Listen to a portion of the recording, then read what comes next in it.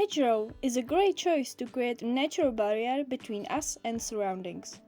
This will create a living space and a source of food for animals, and with good choice of bushes, a very beautiful part of the garden.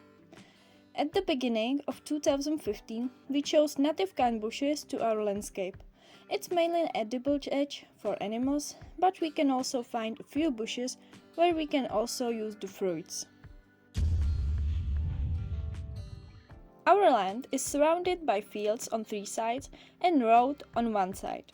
Main goal was to create a barrier between us and the fields with the road from noise, dust, sprays from the air and through the roots, through the soil, and also against field animals. Furthermore, the goal was to create a space for small animals and birds in order to minimize the loss of edible fruit that are intended for us. So it's kind of abandoned zone on the edge of the property that we hardly ever go to. We started on bare field, which we fenced at the end of 2014. We needed to plant 400 meters of fence, which we managed in 2 rows. The first row was close to the fence so that the bushes would grow through it and keep it stable later. We put the second row a few tens of centimeters inside. We planted 11 types of native bushes in a total amount of 775 pieces. These bushes were consulted and designed with a Czech permaculturist. They were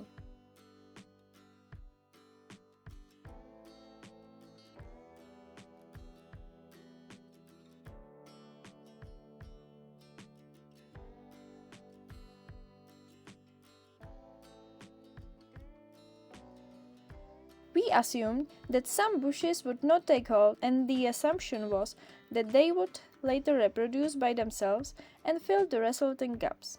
This eventually happened, but some types of bushes are very penetrating. After planting, we mulched the plants with straw and watered them. Due to the number of plants and the fact that we imported all water at the beginning, no further watering took place. The only other care was mulching, and in the first 2 years, occasionally trimming from the grass, so that the bushes wouldn't get lost in the grass. Sometimes we brought some organic material between the bushes that didn't fit us anywhere else, or we also had imported manure from rabbits. And since the year before last, we started laying old cut pieces of branches and trunks between the bushes. Lastly, we don't cut branches at all. At the beginning, several bushes did not take hold. A few more have fallen over the years, mostly due to the dryness at the beginning, then probably due to the lack of sun when we created an earthen embankment by the pond, leaving the bushes trapped on the north side in the shade of the overgrown poplar. They probably didn't like that very much.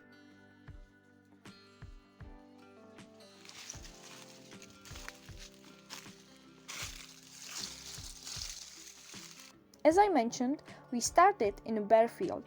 There is not much soil here, and the development of the plants looked like that. The bushes grew very slowly. It's now been 8.5 years since it was planted, and the hedgerow is now awesome. In one part of the property, the soil and environment are so bad that it's almost empty. I'm gradually trying to plant other bushes that have grown by themselves elsewhere, but it's very time consuming and I don't enjoy it very much. That's why I prefer to plant trees in that place now.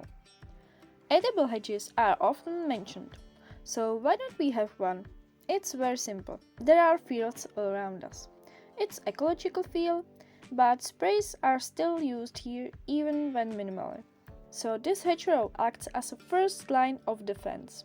I wouldn't want to eat any fruit from that defense.